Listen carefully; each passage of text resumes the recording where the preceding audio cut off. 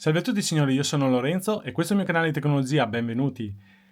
Oggi vi spiego un attimino come cambiare la batteria di questo comando. In questo caso io ho una batteria di una Skoda, ma può andare bene anche per Volkswagen, per Cupra, per Seat e tutte quelle chiavi che sono molto simili del gruppo. Cosa devo fare? Devo andare a trovare la batteria che c'è dentro qui. Quindi qua abbiamo i nostri comandi per accendere, per aprire e chiudere la macchina, per aprire il bagagliaio. Le aggiriamo da questa parte qua.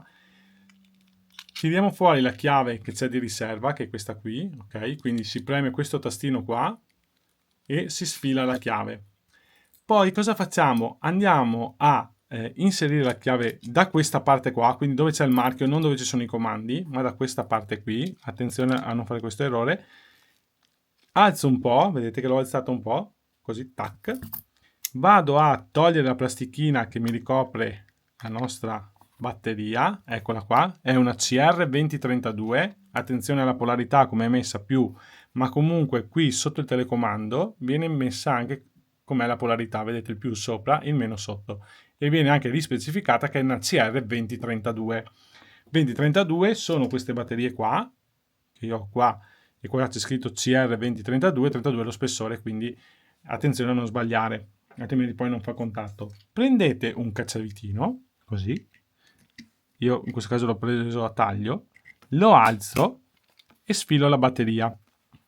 Prendo la mia batteria nuova, devo ripetere, attenzione alla polarità, il positivo sempre verso l'alto, la inserisco dentro, ha una molla, vedete che qua ha dei piccoli plastichette, deve andare a incastrarsi dentro là, quindi ve lo rifaccio vedere per sicurezza, eccoci qua, hop, la molla che li butta fuori, quindi vado a mettere CR2032, mettiamo dentro qua, ecco qua da vicino, zac, e è incastrata dentro qua.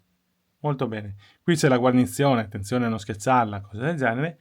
Riprendo la mia chiave, la chiudo del tutto, eccoci qua, e il gioco è fatto.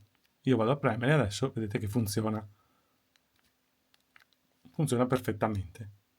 Eccoci qua. Reinseriamo dentro la nostra chiave, che dobbiamo sempre averla con noi per sicurezza, che se restiamo senza batteria questa ci serve, quindi la inseriamo dentro, avete visto così.